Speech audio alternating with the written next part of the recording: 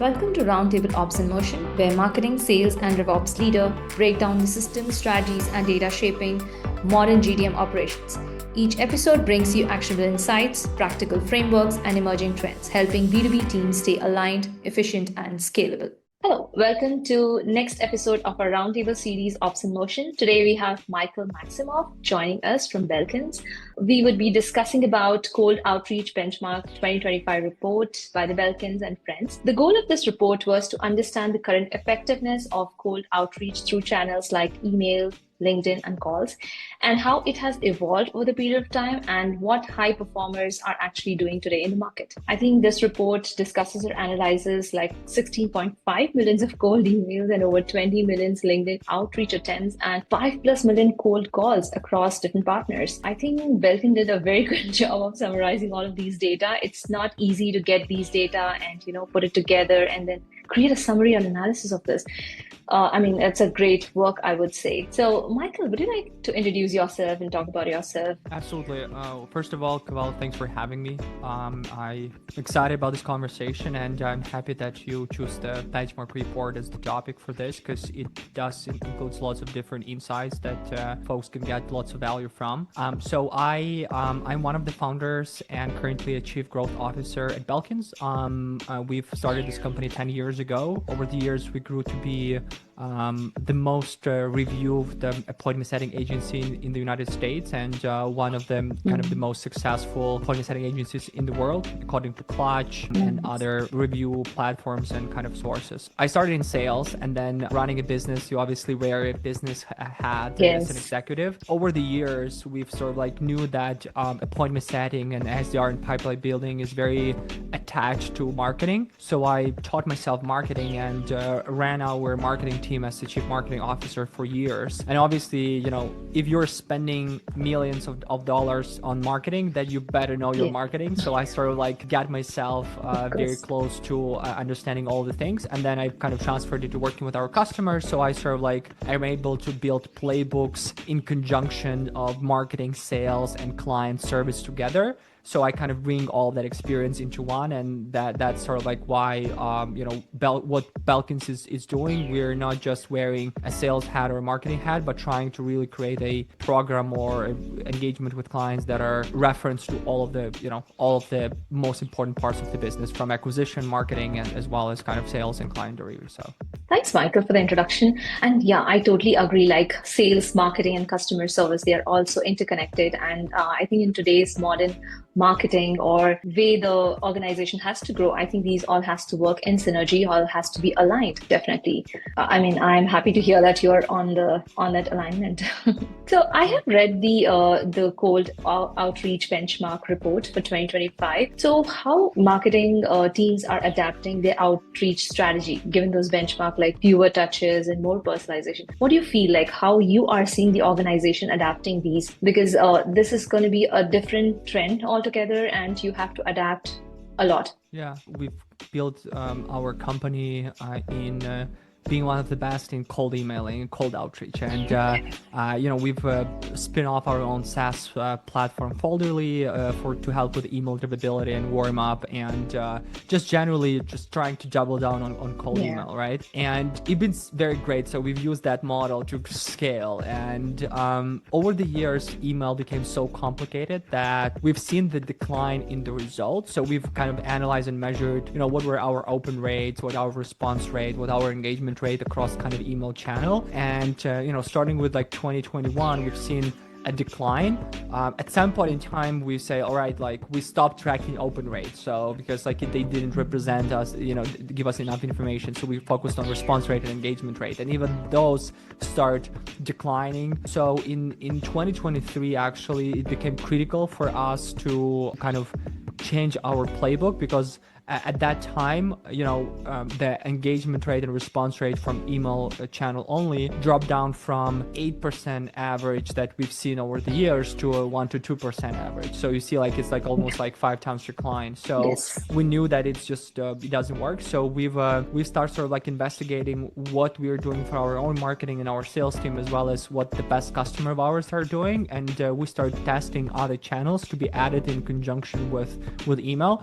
And what we've seen is that if you add one more channel to email, like LinkedIn, then together these two channel performs 25% better.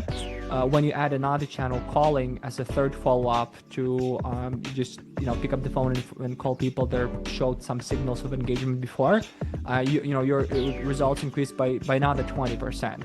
If you add paid ads, another 25%. If you add conferences and webinars and trade show, another, then you see this kind of number growing. So what we've seen over that is that it became not about only about your leads or about the tools you're using or about sort of like messaging and just my template is better than the other one or my script is better than the other one. But really what changed was that there's so much noise out there, and the attention span for prospects is so short. Then for you to get their attention and to get kind of your foot in the door, it just takes too many touch points. So we've seen that, on average right now, based on our data, it takes between 60 to 80 touch points for a customer to move from not knowing who you are to the point of when they want to do business with you. And then through all of this sort of like touch points, outreach and SDRs, they only were leveraging the sales playbook and just knocking the door, sending emails or doing the calls. And what we've seen is that if that SDR function is not integrated properly with the marketing, and if marketing team is not performing its traditional function of building brand, nurturing prospect, building content, kind of creating the narrative, and then using these two together to drive the conversation forward, building those touch points, then you are not able to build a pipeline with high buying intent leads. And I've been there. So one of the reasons we also kind of moved to this more kind of omni-channel full funnel approach was that we still could write better emails than average. So our email could get better response rate. But people responded to those emails. They're like, oh, I like your email. I like your approach. You seem are great guys. So yeah, let's talk. But when they start talking to a sales team, they didn't have a buying intent, right? So you can generate every pipeline that you want with like hundreds of meetings. But if those meetings are not converting into deals and opportunities, then it doesn't make sense, right? So when we start testing this kind of multiple channel approach and all that, we've kind of figured out that, okay, if we're building touch points and it takes a bit more time, but those prospects are more nurtured, they went through the stages of a buying journey from awareness to kind of activation, consideration, so on and so forth, then their buying intent is higher. So when they're talking to a sales team, then the sales cycles are shorter, and then those meetings are converted into opportunities, at a higher conversion level. So, and that's one of the reasons why it's like, okay, that's it. Now, because we have access to some of the best tools out there, so, and we've kind of partnered a lot of them and we use a lot of them, we were able to build relationship with them and say, hey guys, why don't we all get all the data that you guys have that we have? Let's get together, let's analyze those benchmarks, and let's just provide people with some averages that this is where, like us who've been doing this for a living for like 10 years and being one of the best, this is what our benchmarks are, and compare with where you guys are at. And then these are the signals that we're seeing. This is the things that we care about. This is things we're focusing on. Because if all of us focus on this and create a good marketing for customers, and generally like companies have better marketing, then we're gonna eliminate this all noise on LinkedIn or email or just random sales calls on cold calls that we receive for our mobile phones, and just generally run a better marketing. So yeah, I mean, thanks for doing that. Getting all of those numbers from different partners and getting them together. It's a huge good analysis, and I think it's very important, or could be useful for many of the organization to understand like how the outreach actually works. Seeing the analysis, the numbers, the report has a lot of things in there. Yeah, and of course, multi-channel is really, really good because you cannot just send an email and expect someone to just come in and say, hey, I want to buy this product from you, or I'm looking for this service, because they are not aware of your services or product in detail. And there has to be some human touch point in terms of somebody, connecting on LinkedIn, or maybe picking up a phone and booking an appointment and talking to them. So giving them more details, definitely. Yeah. I mean, Thanks Do for you guys sharing do, your. yeah, do you Mhm. guys do omni-channel, multi-channel, in your sales and marketing team? Yes, we do, because I don't think emails alone work, or you cannot have just LinkedIn working for you because you need to have that multi-channel. So, having said that, what do you think? Like, what are the advantages of combining the inbound and the outbound SDR outreach in one unified pipeline? So, what is your take on that? How do you see that organization can leverage, benefit out of it, and yeah, they can grow from there? What do you think about it? Thing about the inbound though is that when you generate any interest or any leads, right, you still need to qualify them, and you Yeah. still need to kind of turn those interest MQLs or SQLs into opportunities, right? And you have an SDR usually that's been doing that. Now, lots of organizations are using automation. We also are using automation. Let's say we're using Chili Piper. We are automating our inbound forms. So if you want to do business with Belkins, you go to our website, you book a meeting, and then depending on your parameters of your budget, what you're looking for, your industry, your size, Chili Piper help us to connect these customers with the right people within our team through different kind of routing mechanism, right? And it works really well to kind Yeah. of simplify the kind of booking process for inbound, right? However, any automation or would give you only 70 or 80% success, Yeah. right? But there's lots of the different unique cases and different other things that needs to be done by humans. So SDR's always been on the front run of sort of like qualifying and booking meetings and pursuing the opportunities, especially if there's a high no-show or you really need to reduce the friction, right? At the same time, right, like when marketing is running multiple kind of playbooks like webinars and doing different conferences and creating white papers and blogs and all the other kind of fancy things that marketing is doing, right? Inbound SDRs, they are typically working on qualifying the people that comes to their funnel, right? But they're not going out there and inviting people to join a webinar or per se download a white paper or read the blog post or book meetings for a conference, right? Because that's not their job. And usually what's been done is that marketing teams say, hey, we have this webinar, outbound SDRs just do the, can you do the outreach and just promote the webinar?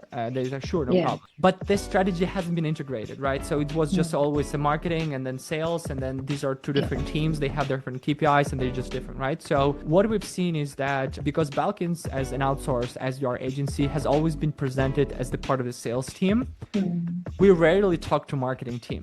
So we rarely were like being part of the marketing conversation, right? And we've seen the marketing teams doing a lot of things. So when we start bringing ourselves in those conversations and saying, hey guys, you're doing webinar, why don't we integrate this into our playbook? Oh, you guys are doing conferences, why don't we integrate in the playbook? Or you're doing the other things, we want to use that. So we start kind of building a more full funnel picture. And then what clicked was that marketing was like, oh, now what we are doing, all these kind of marketing assets, they make more sense because we our webinars are getting more attendees, our white papers are being downloaded more, we're getting more meetings on the conferences and other things. So, and then the sales team was happy because now kind of marketing was providing with a more kind of leads and the quality. So as a result of that, we created this kind of alignment between marketing and sales, focusing on creating pipeline, right? So now when we work with new customers, it doesn't matter whether we are bought with sales budget or marketing budget, we're always bringing everyone together and we are saying that, hey,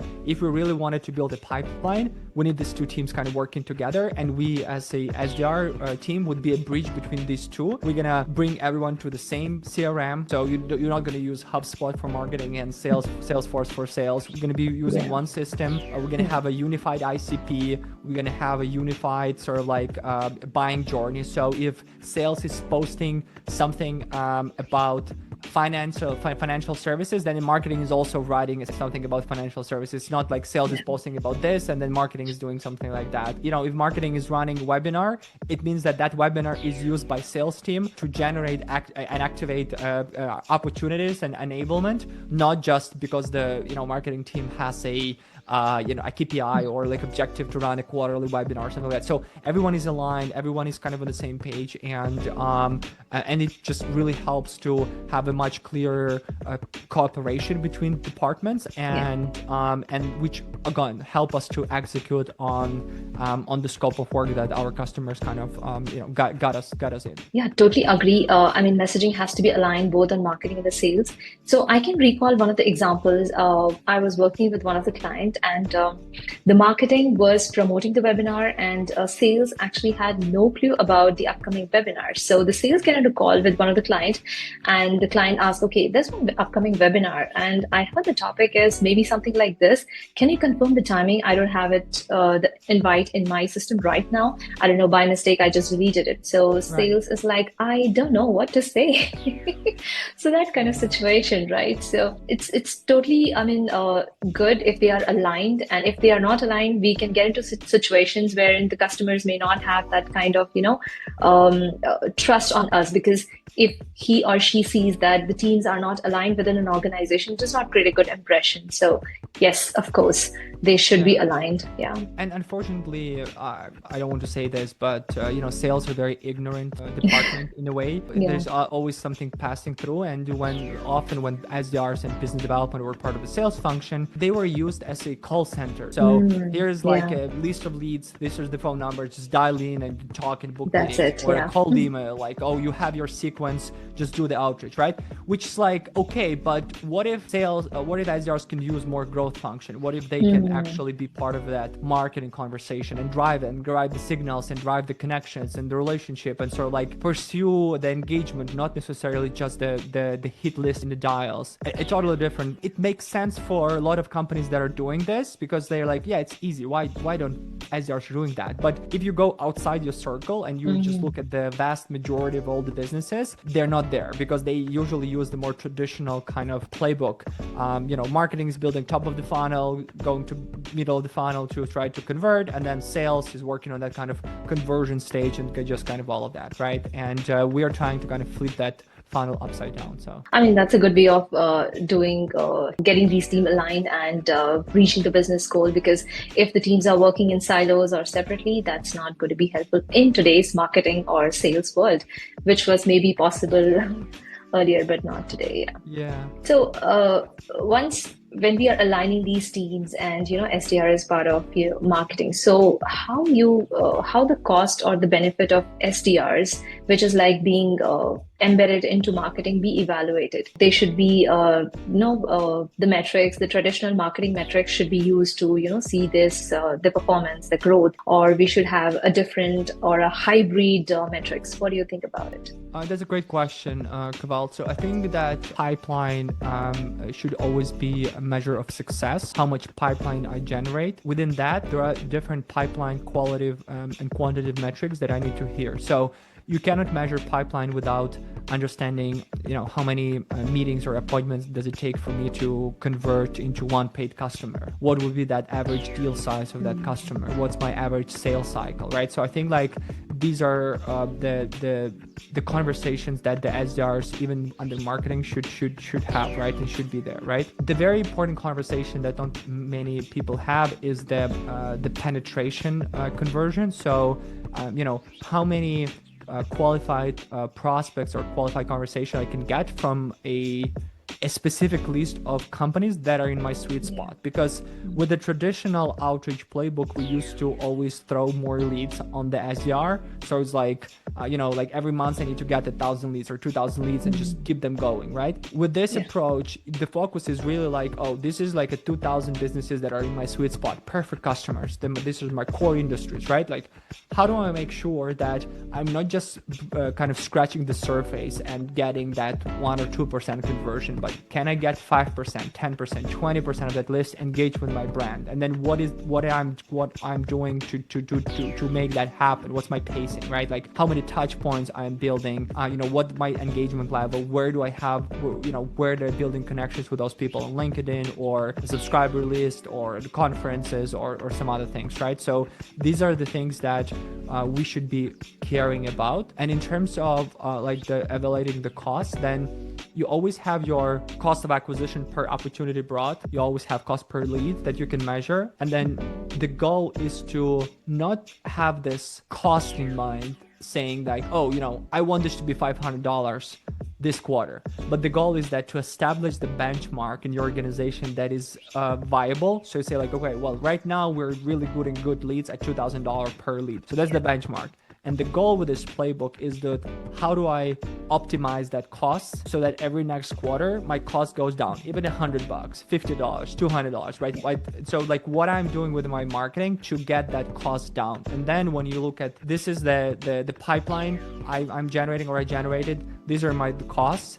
This is the volume, this is how many I'm generating to produce this is my budget, and then this is what I'm doing in terms of optimizing my cost per acquisition so that every kind of next quarter it makes sense. And I'm only running marketing programs that really push that cost down and then help me but while still kind of building the necessary amount of the pipeline that is kind of needed for my teams to succeed. Obviously you can have some additional kind of fancy metrics that, like for example, we are measuring engagement rate, which is a total number of positive responses compared to the total number of all responses we're getting. So let's say if 50% of the responses are negative, like don't talk to me, unsubscribe, it's not something that I need, while 50% being semi-positive, so like talk to my colleague, contact us in 3 months, tell me more, let's talk, any of that sorts where that you can follow up. So if that engagement level is between 40 to 50% to positive, then we know that we're talking to the right ICP, we know that we are positioning our product or our offering in a good way. So that's why there's a good engagement rate. So we can pursue now the volume part and just scale it. If we see that engagement rate is lower, then we know we are not either talking to the right people or, they don't get what we're offering. It's too complicated in terms of the offering. So how we kind of change that as well. So because of that, we can then tune in our kind of campaigns and in our programs. But again, this is more like an hour metric. We still look at the pipeline. We still look at the costs. We still look at the number of opportunities we need, the conversion, the sales cycle, the average contract value and penetration in terms of the lead list and so on and so forth. So I mean, that's a lot of metrics, both from the sales and the marketing side has to be clubbed together. Maybe we call it a hybrid metrics to see the overall performance of SDR, maybe embedding to marketing. Yeah. Okay. That's nice. If you had a chance to review the benchmark report, what's the one insight or one thing that you remember that's kind of was the most eye-opening for you? So I think when I saw the performances of using multi-channel, I saw the clients were getting good responses because practically what I've seen with many organizations that we work with, they do send emails, like they are like, just send the email because it is scalable and you just create a template and send it out.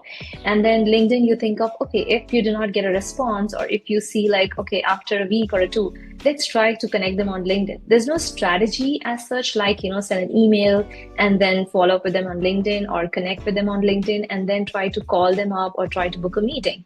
So these are not coordinated or, sequenced together, but they just come at randomly, okay, the team coordinates together, get into a meeting and thinks that, okay, email has gone out, let's work on the LinkedIn, or maybe just call them up because we are not getting that response is what we expected.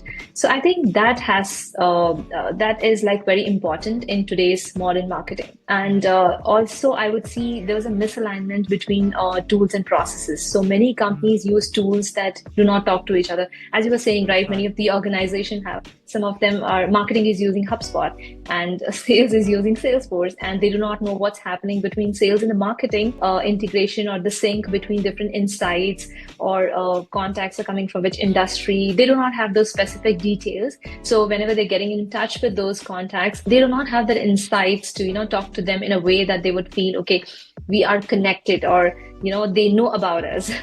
So that's sometimes right. Is missing, that unified or, sync between the tech stack that's there. And I think SDRs are, it also depends on the skill set. As you also mentioned, we were also talking about sales sometimes is a little sloppy or lazy, and they would be okay, this is giving me more results.